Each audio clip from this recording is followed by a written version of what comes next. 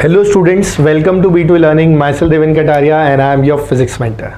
So beta, I welcome you all to the चौथा lecture of गति के नियम, that is laws of motion.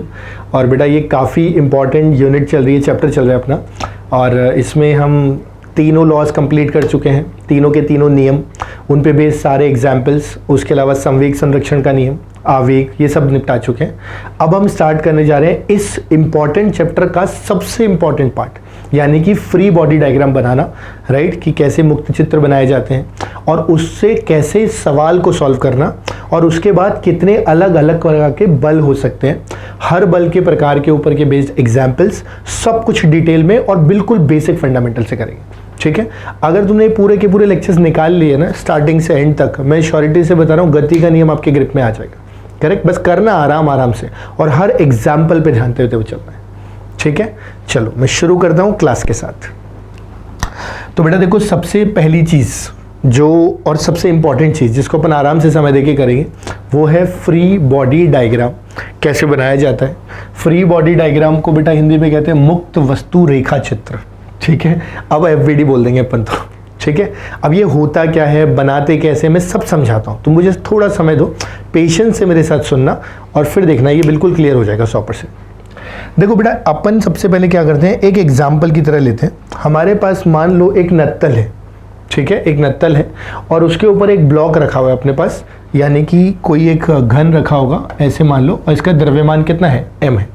Correct, अपने को ये सवाल ही दे दिया जाता, मान लो हमें बोला जाता कि अगर एक नत्तल पे चिकनी सतह पे एक ब्लॉक को रख के छोड़ दोगे तो इसका त्वरण ज्ञात करो, इस पे लगने वाले बल वगैरह ज्ञात करो, इस तरह से मान लो क्वेश्चन आता, तो उसको कैसे करते हैं। तो उसके लिए सबसे पहला स्टेप अपना कहाँ जाता, घूम फिर के फ्री बॉडी डायग्राम, तो उसको समझते हैं। सबसे पहला पॉइंट तो बेटा देखो, फ्री बॉडी डायग्राम में होता क्या है, एक जब हम FBD बनाते हैं ना बेटा, बहुत ध्यान से सुनना, जब हम क्या बनाते हैं FBD, तो उसमें हमको दो चीज़ें दिखानी होती हैं, दो चीज़ें। एक तो हमें क्या दिखानी होती है, इस पे लगने वाले, है ना, इस पे लगने वाले सभी बल, सुनते जाना, मैं बिल्कुल शॉर्ट एंड स्वीट लैंग्वेज में बता रहा हूँ। ठीक है, इस पे लगने वाले सभी बल, करेक्ट, सभी बल। लेकिन ये सारे के सारे बल बेटा कैसे होने चाहिए, ये सारे के सारे बल होने चाहिए डायरेक्ट। बेटा डायरेक्ट का मतलब होता है जो सीधे सीधे वस्तु पे लगे। करेक्ट, जैसे मान लो, अभी मान लो ऐसे समझो कि अपन खड़े हुए हैं, है ना, पृथ्वी के ऊपर या किसी टेबल पे ही खड़े मान लो, तो मैं टेबल पे बल लगाऊंगा, टेबल पृथ्वी पे बल लगाएगी, तो जब मैं पृथ्वी का फ्री बॉडी डायग्राम बनाऊंगा तो मेरा द्वारा लगाया हुआ बल नहीं दिखाएंगे। करेक्ट, केवल जो टेबल पृथ्वी पे लगाएगी वो दिखाएंगे। मतलब पृथ्वी से जो डायरेक्ट जुड़ा हुआ है और जो सीधे उस पर बल लगा रहा है, केवल वो शो कर रहे हैं। करेक्ट, अब जब जहां पे सवाल फंसेगा ना इस पॉइंट के ऊपर, मैं वहां पे आपको दोबारा याद दिला दूंगा। ठीक है, अभी तो सुनते जाओ। तो हमें ये समझ में आ गया कि ठीक है, हमें सारे के सारे तो बल दिखाने और डायरेक्ट बल दिखाने। बोले ठीक, और बता दें सर क्या इसके अंदर, और इसके अंदर बेटा दूसरी चीज अपने को बतानी है, इसका जो त्वरण होगा यानी एक्सेलरेशन। करेक्ट, कि किस दिशा में इसका त्वरण हो सकता है और उसका मतलब डायरेक्शन, दिशा वगैरह क्या क्या हो सकती है, उसकी बात करेंगे। बोले ठीक है सर, मतलब एक वस्तु पे लगने वाले अगर आप सारे के सारे बल दिखा दो डायरेक्ट और उसका त्वरण दर्शा दो तो उस चित्र को अपन फ्री बॉडी डायग्राम कहते हैं। मैंने कहा बिल्कुल सही पकड़ा। बोले ठीक है सर, इस एग्जाम्पल में करके दिखाओ। मैंने कहा बिल्कुल दिखाता हूँ, समझो अच्छे से। इस एग्जाम्पल में अगर अपन उठाते हैं बेटा, इसको अच्छे समझना, तो मैं सबसे पहले क्या करता हूँ, आपको डायग्राम बताता हूँ। तो मुझे इतना तो समझ में आता है कि केंद्र से mg कहाँ लग रहा है, नीचे। किसी भी वस्तु पे बेटा नीचे की ओर गुरुत्वीय बल, उसका भार तो लगेगा ही लगेगा, mg। ये आप 9th-10th में भी पढ़ते हुए आए हो, तो ये तो क्लियर हो गया कि ठीक है भाई, यहाँ पे क्या लग रहा है, एक mg। दूसरा, जब ये ब्लॉक नत्तल को दबाएगा, भाई ऐसे समझो ना, जब एक टेबल पे ब्लॉक को रखते हो तो ब्लॉक टेबल को धक्का देता है, ऐसे ये ब्लॉक इस नत्तल को इधर धक्का देगा, तो ये नत्तल चुप थोड़ी बैठेगा, ये ब्लॉक पे कहाँ बल देगा, ऊपर की तरफ प्रतिक्रिया देगा उसकी। करेक्ट, यानी हमें एक और बल समझ में आता है कि वो इधर से सीधे सीधे ऊपर की तरफ क्या लगेगा, एक बल और लगेगा। इस बल को बेटा हम आगे जाके पढ़ेंगे, अभी के लिए अपन n लिख देते हैं कि बोले ठीक है सर, इसको n लिख दो। तो ये दो बल तो हमने लगा दिए जो ब्लॉक पे लग रहा था, यानी कि अगर मैं इस ब्लॉक का क्या बनाना चाह रहा था बेटा? फ्री बॉडी डायग्राम बनाना चाह रहा था।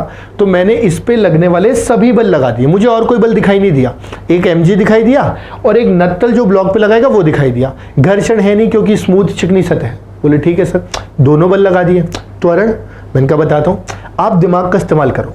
अगर इस पे छोड़ देंगे तो नीचे की तरफ ही तो जाएगा। बोले बिल्कुल जाएगा सर। तो बेटा इसका जो त्वरण आना चाहिए, आप अपने लॉजिक से सोचो, तो त्वरण किस दिशा में आना चाहिए? इस दिशा में आना चाहिए। बोले बिल्कुल सही सर, यानी कि अपने को यहाँ पे इसका त्वरण भी मिल गया। अपना फ्री बॉडी डायग्राम हो गया है तैयार। यानी अपने को जो निकालना था सबसे पहले हमने वो बना दिया। क्या बना दिया हमने बेटा? इसका एक फ्री बॉडी डायग्राम बना दिया। बोले ठीक है सर, इतनी बात एकदम क्लियर हो गई। फ्री बॉडी डायग्राम में सारे के सारे बल और प्लस उसका त्वरण ये दर्शाना है, ये FBD हो गया। बोले ठीक। यानी किसी भी सिस्टम पे बेटा जब क्वेश्चंस लगाएंगे तो आप ब्रेन में बिल्कुल फिक्स कर लेना कि पहला स्टेप हमेशा क्या होगा?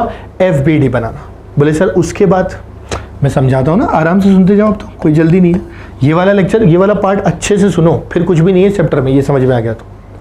पॉइंट नंबर 2, अब अपने को क्या करना है बेटा? सभी बल जो इस पे लग रहे हैं उसके अपने को कंपोनेंट लेने हैं, यानी कि घटक। और वो घटक किस दिशा में होने चाहिए? त्वरण की दिशा में और उसके लंबवत दिशा में। मैं लिखने जा रहा हूं, सभी बलों को त्वरण की दिशा और उसके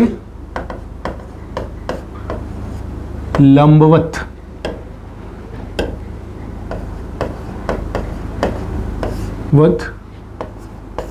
दिशा में तोड़े। तोड़े का मतलब ब्रेक करें, समझ गए बात को? रिजॉल्व करें, इसको इंग्लिश में बेटा रिजॉल्व करें भी कह सकते हैं। रिजॉल्व का मतलब घटक में तोड़ना। ठीक, ये अपना क्या निकल के आ गया? Second step. मैं बिल्कुल आराम से चल रहा हूं क्योंकि मुझे पता है पार्ट इंपॉर्टेंट है। तो हम क्या करेंगे? जितने भी बल हैं उसको त्वरण की दिशा और उसके लंबवत दिशा में तोड़ेंगे। बस 3 ही स्टेप का है, दूसरे पे पहुंच गए अपन। बोले ठीक है सर, कैसे तोड़ेंगे? मैं समझाता हूं। आप तो ऐसे ध्यान दो बेटा कि अगर अपन कंपोनेंट की ही बात करें, ध्यान देना मेरी बात पे, तो ये जो n है, ये n क्या पहले से ही त्वरण के लंबवत है? बोले हाँ सर, त्वरण ये रहा और n उसके 90 डिग्री पे है, 90 डिग्री पे लंबवत है, तो इसको तो तोड़ने की जरूरत ही नहीं है। mg को देखो तो ये बीच में है, ना तो त्वरण की दिशा में है ना उसके लंबवत है, इसको तोड़ना पड़ेगा। बोले ठीक है सर, कैसे तोड़े? इसको 2 भागों में ऐसे तोड़ना पड़ेगा। एक घटक आएगा बेटा नत्तल के अनुदिश और एक घटक आएगा बेटा नत्तल के लंबवत, कुछ इस तरीके से। बोले हाँ सर, ऐसा तो हो सकता है, एक घटक इसका इधर चला जाए और एक घटक इसका इधर आ जाए। ये वाला त्वरण के अनुदिश आ गया और ये वाला त्वरण के लंबवत आ गया। बेटा यही करना ही था। तो जो पहले से ही त्वरण की दिशा में हो या उसके लंबवत हो उसको छेड़ना ही नहीं बिल्कुल भी, और जो नहीं हो उसको छेड़ के तोड़ दो 2 भागों में, त्वरण की दिशा में और उसके लंबवत दिशा में। बोले ठीक है सर, आगे बढ़ते हैं। उनका आगे बढ़ते हैं ना, बिल्कुल बढ़ेंगे बेटा। ये वाला एंगल अपन क्या मानते हैं? थीटा। तो ये वाला एंगल अपना कितना बनेगा? बिल्कुल आराम से करते हैं इत्मीनान से, 90 माइनस थीटा। ये 90 माइनस थीटा बनेगा तो भाई ये वाला एंगल कितना बन जाएगा? बोले सर ये भी थीटा। थीटा के जब पास जाते हैं तो क्या आता है? सर कॉस आता है। यानी यहाँ पे अपने को क्या मिलेगा? mg cos theta. बोले सर थीटा से दूर जाते हैं तो क्या आता है? साइन। तो यहाँ पे अपने को क्या मिलेगा? mg sine theta. I hope इतना पार्ट समझ में आ गया होगा। देखो अपन जैसे जैसे आगे बढ़ते जाएंगे ना, चीज़ें दिखने लगेंगी अपने को। तो अपने को ये समझ में आया कि अच्छा, सबसे पहले फ्री बॉडी डायग्राम, सभी डायरेक्ट बल, त्वरण ये दिखाने हैं। हमने दिखा दिया था n और mg और a। दूसरा स्टेप, जो भी त्वरण की दिशा या उसके लंबवत है वहाँ पे बल होना चाहिए, नहीं है तो तोड़ दो। तो हमने कहा n पहले से ही था लंबवत, छेड़ा ही नहीं, mg नहीं था तो mg को 2 पार्ट में तोड़ दिया, एक उसकी दिशा में और एक उसके लंबवत दिशा में। बोले ठीक सर, यहाँ तक कोई दिक्कत नहीं है। मैंने कहा बहुत बढ़िया। अब इसके बाद आगे देखते हैं क्या करना है। स्टेप नंबर 3, सबसे इंपॉर्टेंट, सबसे इंपॉर्टेंट स्टेप नंबर 3 में बेटा अपने को क्या करना है? त्वरण के परपेंडिकुलर, परपेंडिकुलर मतलब लंबवत दिशा में। तो त्वरण के लंबवत दिशा में आप लिखोगे एफ नेट बराबर 0। मैं लिखते जाऊंगा, समझाते जाऊंगा। यानी त्वरण के लंबवत दिशा में एफ नेट बराबर 0। ऑफ कोर्स, कितना बेसिक सा चीज है। त्वरण इधर है तो इधर तो नहीं है, मतलब ना तो ये ऊपर उड़ेगा ना इसको तोड़ के अंदर घुसेगा। तो जब त्वरण है उसके लंबवत दिशा में तो वस्तु कहीं जाएगी ही नहीं, इसका कहीं त्वरण होगा ही नहीं। तो इसका मतलब उस पर नेट लगने वाला बल 0 होना चाहिए और वो उसके लंबवत दिशा में साम्य में होना चाहिए, इक्विलिब्रियम। तो फिक्स कर लो, जिधर जा रहा है उसके परपेंडिकुलर डायरेक्शन में फोर्स क्या होनी चाहिए? 0। बेटा अगर मैं ऐसे चल रहा हूं तो मेरा फोर्स कहां लग रहा है? इस तरफ लग रहा है ना, करेक्ट। अगर मेरे पास ऊपर फोर्स लगता तो मैं उड़ने लग जाता, नीचे लगता तो जमीन के अंदर धंस जाता। ऐसा तो नहीं हो रहा है, इसलिए इस दिशा में नेट फोर्स मेरा क्या रहेगा? 0। वही चीज यहां पे भी चल रही है। बोले ठीक है सर, समझ में आ गया। उसको मैथमेटिकली लिख के देख लेते हैं। बिल्कुल देख लेते हैं। यानी कि मैं अगर यहां लिखना चाहूं तो जो मैं पहली इक्वेशन लिखूं वो ये कि देखो ऊपर क्या लग रहा है? n, नीचे क्या लग रहा है? mg cos theta. इन दोनों को क्या कर दूं? बराबर। तो यहां से मैं लिख सकता हूं n बराबर mg cos थीटा। निकल के आ गया नॉर्मल। हो सकता है यही सवाल पूछ लेता। बोले ठीक है सर, नेक्स्ट। मैंने कहा नेक्स्ट है बेटा अपने पास a वेक्टर के अनुदिश। अनुदिश मतलब बेटा उसकी दिशा में। तो a वेक्टर के अनुदिश अपन लिख सकते हैं, ए वेक्टर के अनुदिश अपन लिख सकते हैं बेटा एफ नेट बराबर कितना? M A. बेटा ऑफ कोर्स सी बात है, जिधर ए है उस दिशा में एफ बराबर क्या लिखा जा सकता है? एम ए लिखा जा सकता है। कितना बेसिक है। अब जब से क्लास स्टार्ट की ना, पहले क्लास से एफ बराबर एम ए यूज कर रहे हैं। तो यहां से अगर देखेंगे तो यहां से जो आना चाहिए बेटा वो ये समझना अच्छे से। ये रहा एक्सेलरेशन। इस दिशा में कौन सा बल दिखाई दे रहा है? केवल और केवल एम जी साइन थीटा। बाकी ये तो इसके लंबवत है, ये भी लंबवत है, तो केवल क्या बचा है? mg sin theta. तो ये जो mg sin थीटा बचा, इसी mg sin थीटा को क्या लिख दूंगा? f। और ये किसके बराबर होगा बेटा? m इंटू ए के। यहां से a और a कट जाएगा तो a बराबर क्या आएगा? g sin theta. अंडरस्टूड? ये निकल के आ गया बेटा अपने को जो जो चीजें पूछी जा सकती है। यानी यहां से अपने को ये समझ में आ गया कि अपने से क्या क्या पूछा जा सकता है। अपने से ये 2-3 चीज़ें पूछी जा सकती हैं। बल पूछा जा सकता है इस तरीके से, ठीक है। तो आई एम श्योर कि इसमें कहीं कोई दिक्कत नहीं आई होगी। अगर ये पूरा फंडा क्लियर हो गया तो फिर अपन आगे बढ़ सकते हैं। मैं एक बार हल्का सा रिवीजन करा देता हूँ। सबसे पहले फ्री बॉडी डायग्राम, वस्तु पे लगने वाले सभी डायरेक्ट बल एक्सेलरेशन यानी त्वरण के साथ। उसके बाद जो बल त्वरण की दिशा में या उसके लंबवत ना हो उनको घटक में तोड़ना है। उसके बाद जिधर त्वरण है उसकी लंबवत दिशा का नेट बल 0 करना है और जिधर त्वरण है उस दिशा में एफ नेट बराबर एम ए लिखना है, ठीक है। वही काम हमने यहाँ पे किया। अब देखो मैंने तो आपको इन्फॉर्मेशन दी, समझाया, अब आपको उसको दिमाग में बिठाना पड़ेगा। और ये एक बार में हो सकता है ना समझ में आ गया तो बहुत ही बढ़िया बात, पर नहीं भी आया तो लोड नहीं लेना। आराम से इसको 2 बार 3 बार 4 बार देखो, ये फिट हो गया ना ब्रेन में, फिर आगे अपन इसको बहुत आराम से, मतलब ऐसे हम लोग क्वेश्चन सारे आराम से निकल जाएंगे। प्लस ज़्यादा घबराना भी नहीं है। ये चीज़ अपन इतनी बार इस्तेमाल करेंगे आने वाले 3-4 लेक्चर में कि वो वैसे भी रट जाएगी। तो एक बार में नहीं भी समझ में आएगा तो 10-15 बार तो मैं ही रिवीजन करा दूंगा बार बार, ठीक है। तो अब आराम से पॉज करो, इस पूरे को ब्रेन में बिठाओ, दिमाग में बिठाओ, अच्छे से समझो, और जब हो जाए तो फिर आगे बढ़ो। मैं आगे बढ़ता हूँ बेटा, ओके। देखो बेटा, अब हम बात करने जा रहे हैं नेक्स्ट। मैंने कहा था ना एक और इंपॉर्टेंट चीज, बलों के प्रकार। अब इस चैप्टर में हम पढ़ेंगे क्या? बल ही तो पढ़ेंगे, अलग अलग तरह के बल। भार यानी कि mg, उसके अलावा तनाव, स्प्रिंग बल, घर्षण, छदम बल, ठीक है। ऐसे कई प्रकार के बल पढ़ेंगे। हर बल पे कई सारे एग्जाम्पल्स हैं, एक एक करते हुए चलेंगे, ठीक है। तो सबसे पहले सबसे आसान, आज की क्लास में 2 प्रकार के बल कवर कर लेंगे, एक तो भार और एक अभिलंब बल। दोनों स्टार्ट करते हैं एक एक करके। तो जैसा कि मैंने कहा, सबसे पहले बेटा हम बात करने जा रहे हैं वेट या भार। अब देखो ये होता क्या है, ऐसे समझो बेटा कि अगर अपन पृथ्वी की बात करें, ये पृथ्वी है, ठीक, और पृथ्वी के प्रेजेंस में, है ना, अगर अपन बेटा किसी भी वस्तु को छोड़े, करेक्ट, तो उसके ऊपर बेटा नीचे की दिशा में एक गुरुत्वीय त्वरण हुआ करता था। ये तो अपन ने गतिकी में ही पढ़ा है कि किसी भी वस्तु को पृथ्वी के प्रेजेंस में छोड़ दोगे, उसके प्रभाव में छोड़ोगे तो जी से नीचे जाएगा। मैं बस इतना कह रहा हूँ बेटा, जी क्या है? एक तरह से त्वरण है। इस त्वरण को आप किससे मल्टीप्लाई कर दो? द्रव्यमान से, तो द्रव्यमान इंटू त्वरण क्या आ जाता है, बल आ जाता है। इसी बल को क्या कहा जाता है, भार कहा जाता है, यानी कि W। तो जो हम बात करने जा रहे हैं ना बेटा भार की, तो भार एक प्रकार से क्या है, एक प्रकार से बेटा भार जो है वो बल है, बल। इसकी यूनिट किस में होगी बेटा, इसकी यूनिट अपनी न्यूटन में होगी, न्यूटन में। इस चीज पे ध्यान देना है आपको।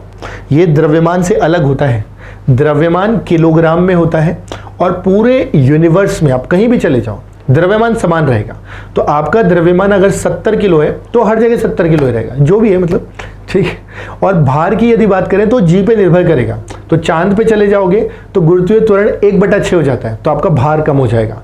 अगर आप स्पेस में चले जाओगे तो भारहीनता महसूस करोगे, कोई भार नहीं आएगा, करेक्ट। तो भार निर्भर करेगा जी पे और जगह पे, लेकिन द्रव्यमान नहीं करेगा। तो ये क्वेश्चन बनता है बहुत बार कि भाई इधर से कहीं और ले गए दूसरे ग्रह पे, तो बताओ भार बढ़ेगा कि घटेगा, द्रव्यमान बढ़ेगा कि घटेगा। तो द्रव्यमान में नो चेंज, भार डिपेंड करेगा वहां का गुरुत्वीय क्षेत्र कैसा है। क्लियर, बोले ठीक है सर, ये बात तो समझ में आ गई। तो अपने को ये पता लग गया कि भार मतलब कुल मिला के गुरुत्वीय बल, जो कि mg के बराबर होता है और हमेशा नीचे की तरफ या पृथ्वी के केंद्र की ओर लगता है। बोले ठीक है सर। अब इसके ऊपर देखो एग्जाम्पल्स कैसे बन सकते हैं।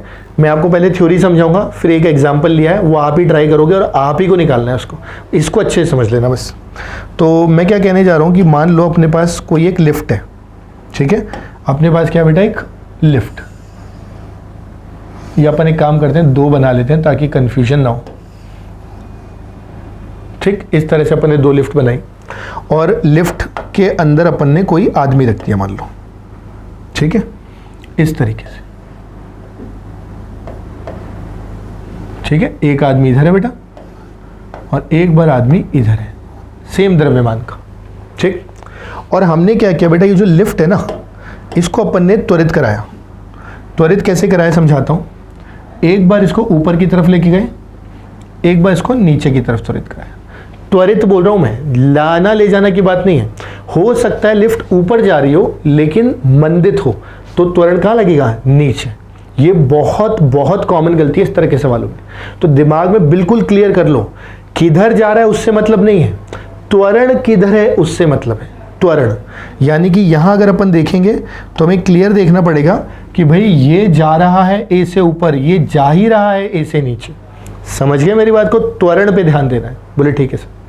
अब अपन बनाते हैं इसका फ्री बॉडी डायग्राम। हमें एक्चुअल में चाहिए क्या था, मैं समझाता हूँ। ये जो लिफ्ट वाले सवाल आते हैं ना कि उसमें आदमी खड़ा कर दिया, तो अपने से पूछा जाता है इसका आभासी भार बताओ। कई बार आपने ध्यान दिया होगा, जब लिफ्ट में जाते हैं तो लिफ्ट जब एकदम से ऊपर जाती है, ठीक है, तो हम थोड़ा सा हल्का भारी महसूस करते हैं। लिफ्ट नीचे जाती है तो हम थोड़ा सा हल्का महसूस करते हैं।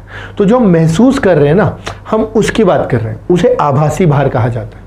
और सादा भाषा में समझाऊं तो ऐसे समझो कि ये जो आदमी है, ठीक, ये जो आदमी है, इसका बेटा जो द्रव्यमान लगेगा, ध्यान देना मेरी बात पे, इसका जो भार लगेगा वो नीचे लगेगा, करेक्ट। कितना लगेगा, mg लगेगा। ये mg नीचे लगा, तो ये क्या करेगा, ये लिफ्ट की जो समझ गए ना, सीट जो फ्लोर है उसको धक्का देगा, तो वो फ्लोर भी तो जो ऊपर धक्का देगी, प्रतिक्रिया, वो जो प्रतिक्रिया मिलेगी बेटा, वो प्रतिक्रिया एक तरीके से कहाँ लग रही है, ऊपर लग रही है। वो प्रतिक्रिया एक तरफ से कहाँ लगेगी, ऊपर की तरफ, ठीक है, ऐसे यहाँ से।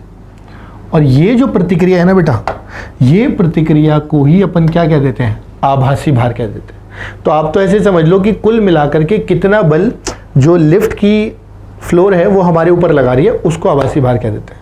बोले ठीक है सर, कोई दिक्कत नहीं है। मतलब अपने को सारी कहानी जो है ना वो किसकी करनी है, आभासी भार। बोले ठीक है सर, आभासी भार निकालना है। फ्री बॉडी डायग्राम अपने बना दिया, चाहो तो इसका भी साथ के साथ बना देता हूँ, इसका भी सेम ही बनेगा, उसमें तो कोई मुश्किल है ही नहीं। इसमें भी अगर अपन देखेंगे तो नीचे की तरफ क्या लगेगा बेटा, mg, और ऊपर की तरफ क्या लगेगा, आभासी भार। बोले ठीक है सर, अभी तक तो क्लियर है। अब अपन ने फ्री बॉडी डायग्राम बनाया, सारे डायरेक्ट बल, त्वरण अपने पास है। और अब अपन चाहें तो त्वरण की दिशा में क्या लगा सकते हैं, F बराबर ma। मैं कह रहा हूं ना, बहुत बार इस्तेमाल करेंगे। F बराबर ma जब लिखेंगे, उसमें F का मतलब है नेट बल। नेट बल कैसे लिखना है वो भी ध्यान रखना। जिधर त्वरण है, जिधर त्वरण है उस दिशा का बल माइनस विपरीत दिशा का बल आपको F नेट बताता है। क्योंकि बेटा ऐसे समझो ना, जिधर बल ज्यादा लगेगा वहीं तो त्वरण होगा। तो त्वरण ऊपर है, मतलब आभासी डब्ल्यू डैश आदमी पे क्या लग रहा होगा, ज़्यादा लग रहा होगा, करेक्ट। और ज़्यादा लग रहा होगा तो ज़्यादा में से कम को माइनस करके एफ नेट निकालेंगे ना, इसलिए यहाँ पे लिखा जाएगा W dash minus M G. जिधर त्वरण था यानी ऊपर, तो ऊपर वाला बल माइनस नीचे वाला बल, बराबर में कितना लिखूंगा बेटा, m इंटू ए, एफ नेट बराबर एम ए।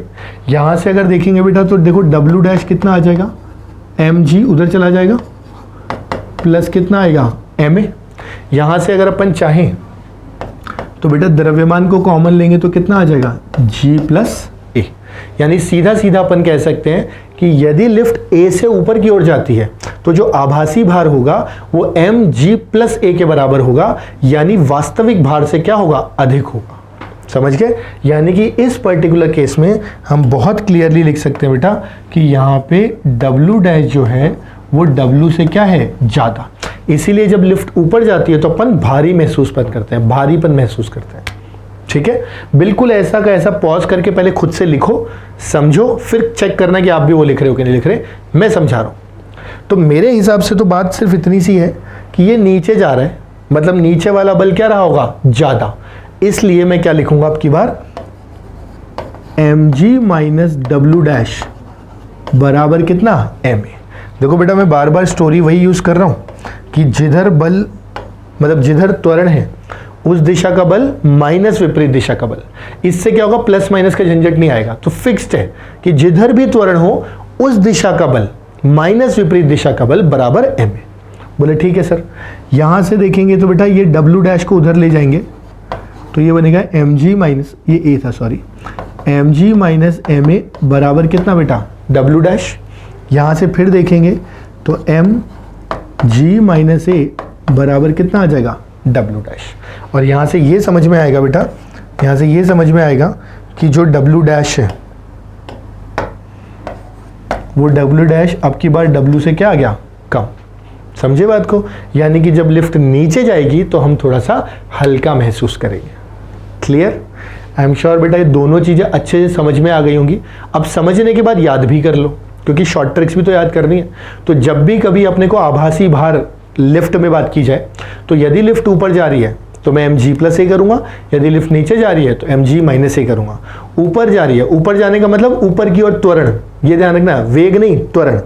तो फिर आभासी भार ज़्यादा होगा और त्वरण नीचे हुआ तो आभासी भार कम होगा। बोले ठीक है सर, इतना तो समझ में आ गया। मैंने कहा बेटा लेकिन केवल इतने से काम नहीं चलेगा, इसमें अभी भी एक चेक पॉइंट है, एक कंसर्न है जो अपन गलती कर सकते हैं, उसको और देख लेते हैं। वो कंसर्न ये है, बहुत ध्यान से सुनना मेरी बात, वो कंसर्न ये है बेटा कि कभी कभी क्या होता है, इस वाले केस के अंदर बता रहा हूँ, कभी कभी क्या होता है इस वाले केस के अंदर ऐसा हो सकता है ना, ऐसा हो सकता है। मैं यहाँ स्टार पॉइंट बना के लिखता हूँ, बहुत इंपॉर्टेंट है कि जी जो है, ए जो है वो जी से क्या हो जाए, ज़्यादा या उसके बराबर। करेक्ट? यानी लिफ्ट का जो त्वरण है नीचे की ओर ए, वो जी के बराबर या उससे ज़्यादा हो जाए। अगर ऐसा हुआ जी के बराबर हुआ तो एम जी माइनस जी कितना, 0। और ज़्यादा हो गया तो नेगेटिव आ गया। और बेटा आभासी भार नेगेटिव नहीं आ सकता। यदि ए जी से ज़्यादा हुआ इसका मतलब ये हुआ कि लिफ्ट तो जा रही है जी से, यानी 10 मीटर पर सेकेंड स्क्वायर, और आदमी जो है ना, सॉरी आदमी जो है वो तो ज़्यादा से ज़्यादा भाई छत से गिरा दोगे, फ्रीली छोड़ दोगे मुक्त रूप से, तो भी जी से ज़्यादा तेज तो नीचे नहीं गिर सकता। तो आदमी जा रहा है 10 से और लिफ्ट जा रही है 15 से, तो लिफ्ट आगे निकल जाएगी ना, तो आदमी और लिफ्ट के बीच का बेटा संपर्क टूट जाएगा। संपर्क टूटते ही अभी जो प्रतिक्रिया आ रही थी वो गायब हो जाएगी, और ऐसा होते ही जो आभासी भार है वो सीधे सीधे क्या हो जाएगा, 0 हो जाएगा बेटा। सीधे सीधे कितना, 0। इस चीज़ पे आपको ध्यान देने की ज़रूरत है। तो कभी अगर ऐसा दे देना कि त्वरण नीचे की ओर है और जी के बराबर या उससे ज़्यादा है, तो कैलकुलेट मत करो, दिमाग से बता दो कि भाई यहाँ पे तो कोई आभासी भार फील नहीं करेगा, और एक प्रकार से ये क्या फील करेगा, एक प्रकार से बेटा ये भारहीनता महसूस करेगा। एक प्रकार से भारहीनता, यानी कि 0 भार महसूस करेगा। समझ गए? तो ये लिफ्ट में 3 ही पॉसिबिलिटीज हो सकती हैं, या तो ए से ऊपर, या तो ए से नीचे। ए से नीचे वक्त हो सकता है ए जी से ज़्यादा देते, तो वहाँ भारहीनता हो जाएगी, यानी कभी नेगेटिव भार आ गया ना, मान लो अपन तो सब भूल गए, बस ये ध्यान रखना भार नेगेटिव नहीं हो सकता, तो अगर नेगेटिव आ गया मतलब 0 आंसर देना है। बोले ठीक है सर, एकदम क्लियर है। कब? बहुत बढ़िया। अब आप क्या करो बेटा, इस पूरे पार्ट को अच्छे से दिमाग में बैठा लो, समझ लो और एकदम क्लियर कर लो, लिख लो, और जब बिल्कुल सेट हो जाए मामला तो फिर आगे बढ़ेंगे और अगले पॉइंट पे बढ़ेंगे। ठीक है? अब मैं आपको एग्जांपल दूंगा इसके ऊपर एक, फिर अगला बल उठाएंगे। राइट? चलो पॉज करके अच्छे से समझ के कॉपी करो, मैं आगे बढ़ता हूं बेटा। ये आ गया बेटा अपना पहला एग्जाम्पल। मैं क्वेश्चन समझा के आपको बोलूंगा, आप पॉज करके ट्राई करना, फिर आगे बढ़ेंगे। तो हमारे को बोला गया है कि भाई 60 किलोग्राम का एक आदमी है। ठीक है? कितने किलोग्राम का बेटा? 60 किलोग्राम, ये रहा। और कह रहा है कि लिफ्ट में स्पष्ट वजन में परिवर्तन बता रहा है कि जब लिफ्ट 2 से ऊपर जाए ना और फिर एक बार 2 से नीचे जाए, तो दोनों बार जो इसका आभासी भार है उसमें परिवर्तन बताना है। तो बहुत ही आसान सवाल हो गया है। तो अब फटाफट से पॉज करो, ट्राई करो, आंसर निकालो, फिर आगे बढ़ो। ठीक है? मैं सोल्यूशन लिखता हूँ। तो मेरे हिसाब से तो बेटा ये बहुत ज़्यादा आसान सवाल है ना। लिफ्ट के क्वेश्चन डायरेक्ट फॉर्मूला बेस्ड ही होते हैं वैसे भी। तो जब ये 2 से ऊपर की तरफ जा रहा होगा, मान लो 2 से ऊपर की तरफ गया, तब तो मैं सीधे सीधे इसका आभासी भार कितना लिख दूंगा, m मतलब 60, जी को अपन कितना मान लेते हैं बेटा, 10 प्लस कितना कर देता हूँ, 2। ठीक? ऊपर जा रहा है तो कितना आ जाएगा, 10 प्लस 2। राइट? और उसी की जगह जब ये नीचे जा रहा होगा वही 2 मीटर पर सेकेंड स्क्वायर से, तो अब की बार अपन लिख देंगे बेटा m की जगह 60, और नीचे जा रहा है तो g माइनस है, यानी 10 माइनस 2। ऐड करेंगे तो बेटा ये कितना आ जाएगा, 12 6 72, 720 न्यूटन। ऐसे ही तो आएगा।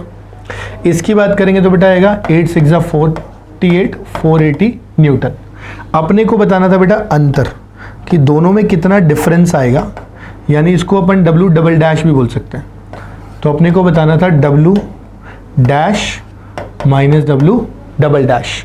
तो अपन सीधे सीधे कितना लिख सकते हैं, W minus W double dash 720 minus 480। ठीक है? यहाँ से बेटा कितना निकल के आ जाएगा, 240। तो 240 Newton is the answer. Understood? तो कुछ भी नहीं है, सवाल में सीधा है। अपने को ऊपर का फॉर्मूला पता है, नीचे का फॉर्मूला पता है, दोनों के आभासी भार निकाले और दोनों का क्या निकाला, परिवर्तन। राइट? आई एम श्योर आप सबका बेटा सही होगा ये, है ना? बट फिर भी समझ लो, क्या है, समझने में कोई बुराई नहीं है। करेक्ट? तो एक बार आप अच्छे से इसको पॉज करके कॉपी करो, और बेटा फिर अपन अगले टाइप के बल पे चलते हैं, यानी कि अभिलंब बल। उसे समझेंगे, 3-4 एग्जाम्पल्स करेंगे, फिर क्लास ओवर कर देंगे। राइट? चलो पॉज करके कॉपी करो बेटा ना, मैं आगे बढ़ता हूँ। ओके, अब आ गए बेटा अपन एक काफ़ी इंपॉर्टेंट फोर्स पे। देखो भार तो बहुत हल्का फोर्स है ठीक है, ये इंपॉर्टेंट है, धीरे धीरे बढ़ते जाएंगे। फिर तनाव और ज़्यादा इंपॉर्टेंट, ठीक है, फिर स्प्रिंग बल इंपॉर्टेंट, फिर उसके बाद घर्षण बहुत ही ज़्यादा इंपॉर्टेंट, ऐसे। ठीक? तो जहाँ तक बेटा नॉर्मल फोर्स की बात करते हैं, ठीक है, नॉर्मल फोर्स का मतलब हो गया बेटा अभिलंब बल। ठीक है? तो बेटा इसको क्या कह सकते हो आप इसको किसी भी बल के उस घटक के रूप में परिभाषित कर सकते हो जो किसी संपर्क में जो सतह हो, संपर्क सतह के लंबवत होता है। नॉर्मल शब्द या लंबवत बल, अभिलंब क्या होता है, एक प्रकार का लंबवत बल होता है। तो कोई भी सतह, 2 सतह यदि एक दूसरे के साथ संपर्क में है, करेक्ट, और एक सतह दूसरे को धक्का दे रही है, तो वो प्रतिक्रिया देगी ना, जो सतह के लंबवत दिशा में आएगी उसको अपन अभिलंब बल बोलेंगे। थोड़ा एग्जाम्पल से समझो। देखो जैसे मान लो ये ब्लॉक अपने को दे रखा है, और ये ब्लॉक जो है वो अपना यहाँ रखा हुआ है एक सतह पे। तो अगर अपन थोड़ा ध्यान से देखें तो बेटा यहाँ पे अपने को क्या दिखाई देगी, एक संपर्क में सतह दिखाई देगी। बोले हाँ सर बिल्कुल आएगी। तो ये जो संपर्क वाली सतह है इसके ऊपर वो बल लगता है। कैसे लगता है, जैसे मान लो ये ब्लॉक ही होता अपना, अब ये ब्लॉक क्या करता है बेटा, ये नीचे की तरफ बल लगाता, नीचे की तरफ। किसकी वजह से बल महसूस करता, भार की वजह से। तो इसका भार लगेगा, तो ये भार जो है ना, m मास का जो द्रव्यमान है, ये जो भार लगा ये नीचे लगा, तो इसकी वजह से इसने टेबल को नीचे धक्का दिया। तो टेबल भी तो उसको वापस विपरीत दिशा में प्रतिक्रिया देगी, और वो जो प्रतिक्रिया निकल के आएगी बेटा, उस प्रतिक्रिया को अपन ऊपर की तरफ दर्शाएंगे। करेक्ट। इसी प्रतिक्रिया को अपन क्या बोल देंगे, नॉर्मल यानी कि अभिलंब बल। इसको किससे दर्शाते हैं बेटा, एन से। समझिए बात को। और ये अभिलंब बल क्यों कहा जाता है, क्योंकि ये जिस भी सतह के बीच में लगता है वहां सतह जो होती है उसके क्या होता है बेटा, लंबवत होता है, यानी कि 90 डिग्री पे होता है। आई होप इतनी बात समझ में आ गई होगी। यानी जब भी अभिलंब बल लगेगा, किसके बीच में लगेगा, दो संपर्क में सतहों के बीच। किस दिशा में लगेगा, जो संपर्क वाली सतह है उसके लंबवत दिशा में लगेगा। क्लियर। ऐसे बल को अपन अभिलंब बल बोलते हैं। बोले ठीक है सर, यानी ये तो क्लियर हो गया कि जब कभी हमसे पूछ लिया गया तो हम कह सकते हैं कि अभिलंब बल जो है वो संपर्क में जो सतह है, संपर्क में सतहों के लंबवत दिशा में लगेगा। ये फिक्स है बेटा, समझ गए। तो अभी अपन खाली बस ये समझ रहे हैं कि बल कहां लगेगा, सतह के लंबवत। अच्छा, उसके लिए मैंने कई सारे एग्जाम्पल ले लिए ताकि आपको डायरेक्शन थोड़े अच्छे से समझाऊं। तो आपका फोकस दो चीजों पे होना चाहिए, कॉमन सतह देखो, फिर उसके लंबवत। और बल अभिलंब बल किस पे लगाना है, जो ब्लॉक जो पीले कलर से बने हुए हैं उन सब के ऊपर। तो पहले क्या करो, यहां पॉज करो और खुद से बनाने की कोशिश करो, सबके डायरेक्शन कहां कहां है, फिर मेरे डायरेक्शन चेक करना, फिर देखना सही है कि नहीं है। सही है तो बहुत बढ़िया, नहीं है तो सीख लेंगे, पता चल जाएगा क्या गलती हो रही है। ठीक है, चलो मैं स्टार्ट करने जा रहा हूं, आप पॉज करके ट्राई करो। तो मेरे को बेटा जितना समझ में आता है ना, कि सबसे पहले आप वो बना लो जो सतह इसके लंबवत है। तो मुझे तो ये समझ में आया कि सबसे पहले अगर मैं सतह बनाता हूँ तो मुझे ये सतह दिखाई दे रही है जो कॉमन है। यहाँ पे मुझे बेटा ये सतह दिखाई दे रही है जो कॉमन है। करेक्ट। यहाँ देखूंगा तो ये सतह है जो संपर्क में है और कॉमन है, दोनों के बीच की है। ठीक। यहाँ अगर देखूंगा तो ये सतह होगी जो कॉमन दिखेगी। यहाँ देखूंगा तो ये सतह है जो कॉमन है। करेक्ट। थोड़ा सा इसको और इधर से लेते हैं। इसकी बात करूंगा तो बेटा ये एक सतह है जो कॉमन दिखाई दे रही है संपर्क में, और एक ये सतह है जो इसके संपर्क में। तो संपर्क में सतह आइडेंटिफाई कर ली सब जगह। अब इसके बाद सीधे सीधे क्या करूंगा, जिस वस्तु पे लगाना है उसके लंबवत। तो यहां लगाना था तो इस तरफ आ गया, यहां लगाना था तो इस तरफ आ गया, यहां लगाना था तो इस तरफ आ गया, यहां लगाना था तो इस तरफ आ गया, यहां इसके लंबवत, यहां इसके लंबवत, यहां इसके लंबवत। समझे बात को। ये सब किसकी दिशा आ गई बेटा, एन की दिशा आ गई। तो ये एन बन गया, यहाँ पे एक ही एन था, एन बन गया। यहाँ दो थे तो n1 और n2 बन गया। ठीक। इसके अलावा ये अपने पास n1 बन गया, ये अपने पास n1 बन गया, ये अपने पास n2 बन गया। क्लियर बेटा। तो इस तरीके से हम अभिलंब बल की दिशा निकाल सकते हैं। आई एम श्योर आपने भी यही निकाली होगी। अगर कहीं पे एक आध जगह पे गलत भी है, जैसे यहाँ थोड़ा सा कन्फ्यूजन हो सकता है, यहाँ हो सकता है, इसलिए मैंने दोनों ले लिए। तो आपको सबसे पहले कॉमन सतह बनानी पड़ेगी, फिर उसके लंबवत वस्तु पे बल लगाना पड़ेगा। क्लियर। तो आई एम श्योर बेटा ये समझ में आया होगा अच्छे से। देखो ये इंपॉर्टेंट है, ये बहुत अलग अलग जगह पे आते हैं, तो मैंने एक जगह उठा के लिया है सारे एग्जाम्पल्स, ताकि आपको थोड़ा डायरेक्शन अच्छे से समझा सकूँ। राइट। तो अब इसको बिल्कुल बढ़िया से पॉज करके सारा कॉपी कर लो, और फिर अपन अब एग्जाम्पल्स करेंगे 2 3 4, फिर क्लियर कर लेंगे। ठीक है, बस इतना ही थ्योरी था इसका। चलो पॉज करके कॉपी करो, मैं आगे बढ़ता हूँ बेटा। हाँ, अब आ गया हूँ बेटा मैं पहले एग्जाम्पल पे। समझते हैं, पहले क्वेश्चन समझाता हूँ, फिर आप ट्राई करना। अपने को बोला बेटा एक 2 किलो का डब्बा 3 किलो के डब्बे पे है जो 5 किलो के डब्बे पे बैठा हुआ है, यानी 3 डब्बे हैं, 2 3 5। पहले वो बना देता हूँ, वो सब एक दूसरे पे रखे हुए हैं। ऐसे समझ लो ये अपनी कोई सतह रही होगी। ठीक है, ये अपनी क्या रही है, सतह। इस पे जब डब्बों की बात करते हैं तो एक ले लेते हैं 5 किलो का।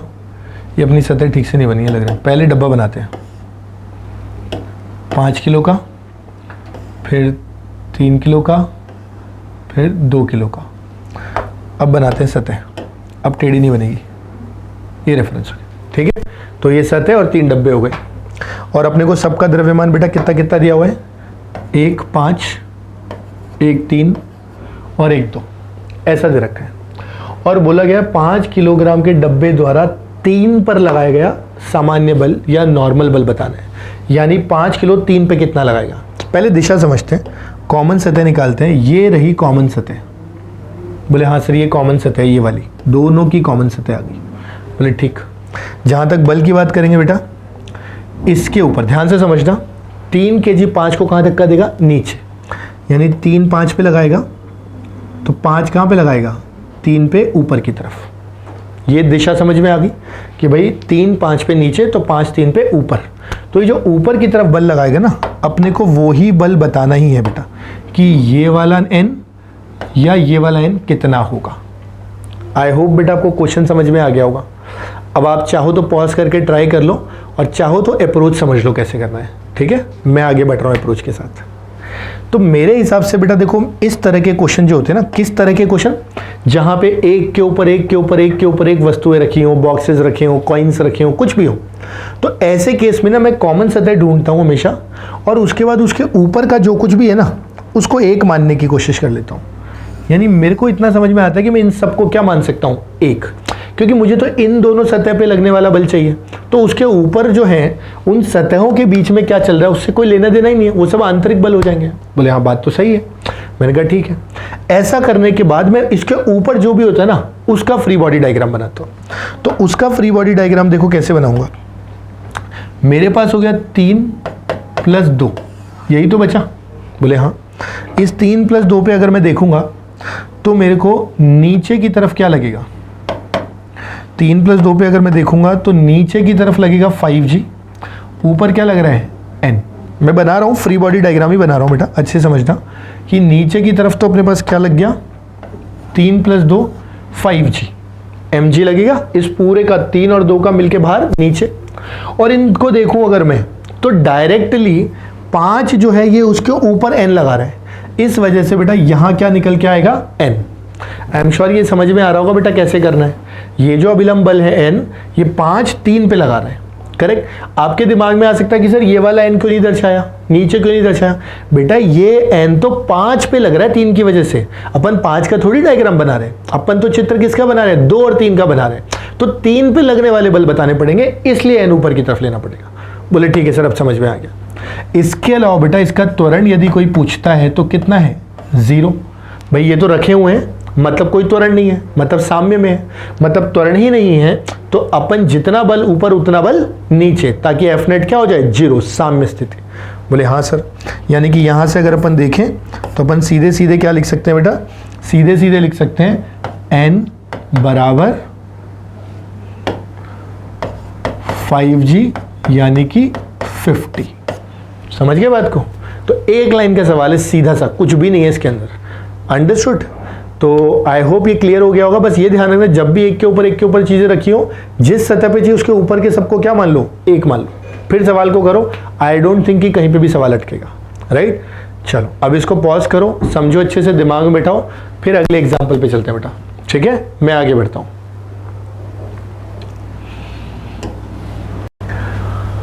अगला एग्जाम्पल देखो बेटा। अगला एग्जाम्पल ये दिया हुआ है कि अपने पास 10 सिक्के रखे हुए हैं और हर सिक्के का द्रव्यमान कितना है? 10 ग्राम है। मतलब अपने पास 10 सिक्के और हर सिक्के का द्रव्यमान कितना है? 10 ग्राम। काम की चीज़ें हाईलाइट कर लेते हैं। 10 सिक्के और इसको क्षैतिज पे रखा हुआ है। कह रहा है कि गुरुत्वाकर्षण त्वरण अपन कितना ले सकते हैं? 10। और कह रहा है 7वें सिक्के नीचे से गिना गया। ये इंपॉर्टेंट है कि कहाँ से गिना जा रहा है। तो हमें कह रहा है कि भाई 7वें सिक्के जिसे नीचे से गिना गया है, इसके ऊपर के सभी सिक्कों के कारण कितना बल लगेगा बताना है। तो कुल मिलाकर के बेटा है ना, लगने वाले बल और परिमाण की दिशा क्या होगी। मैं पहले आपकी हेल्प कर देता हूँ। बेसिकली हमें क्या दे रखा होगा? हमें बहुत सारे सिक्के दे रखे हैं, ऐसे समझ लो।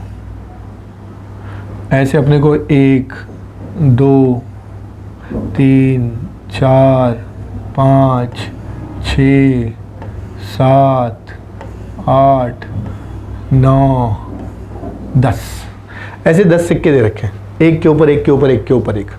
और हमें ये बोला है कि 7वां सिक्का नीचे से गिना गया। तो जब मैं नीचे से काउंटिंग शुरू करूंगा, मैं काउंटिंग भी बता देता हूं आपको, ठीक, ध्यान से सुनना।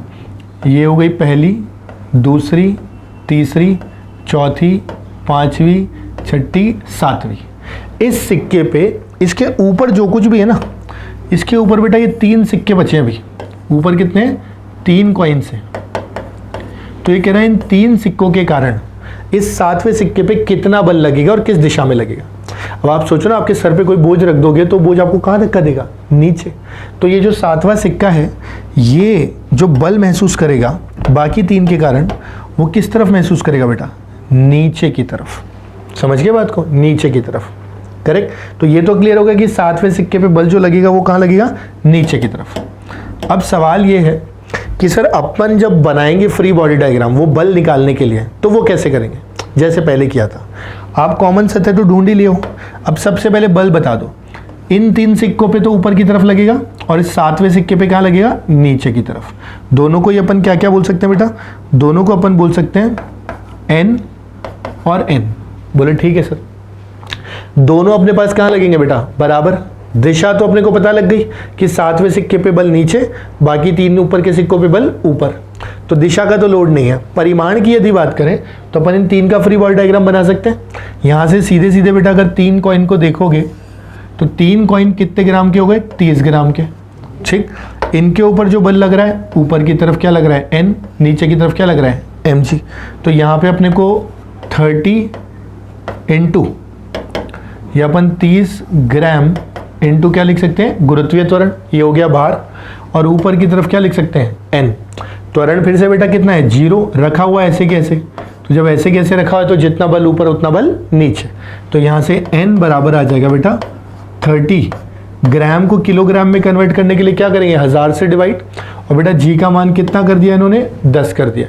2 0 से 2 0 कट जाएंगे, ये अपने पास आएगा बेटा 0.3, यानी 0.3 न्यूटन का बल लगेगा।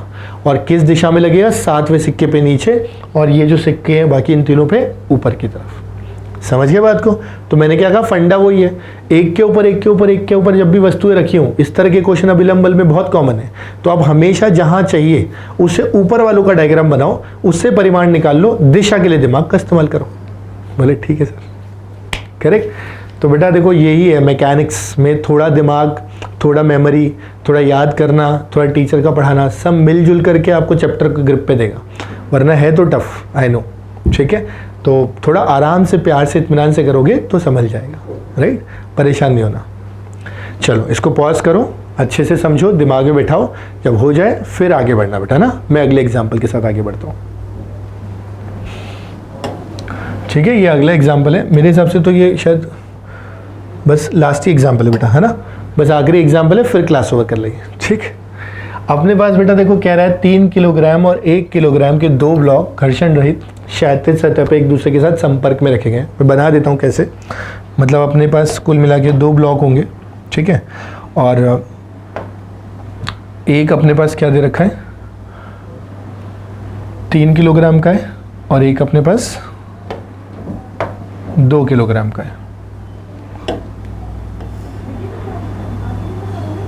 ऐसे समझ लो, ठीक है। 3 किलोग्राम और 2 किलोग्राम, ये सतह जो अपनी है वो अपन यहां बना देते हैं, ठीक है। ऐसे ये सतह हो गई, ऐसे समझ लो, ठीक है बेटा। अब यहां पर क्या किया गया है, ये जो 3 और 2 किलोग्राम है भाई, 3 किलोग्राम 3 kg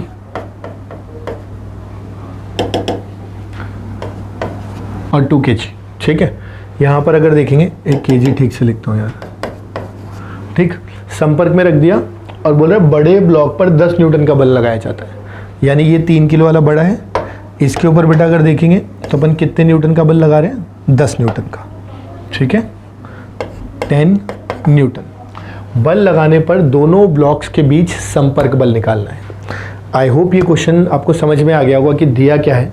अभी जो संपर्क बल चाहिए ना, वो निकालना है। आप चाहो तो पॉज करके कर लो, और चाहो तो मेरे से अप्रोच समझ लो, और फिर प्रैक्टिस में इसको अप्लाई करना, ठीक है। तो मेरे हिसाब से तो क्या होता है बेटा, देखो आपको 2 ही तरह के केसेस होते हैं।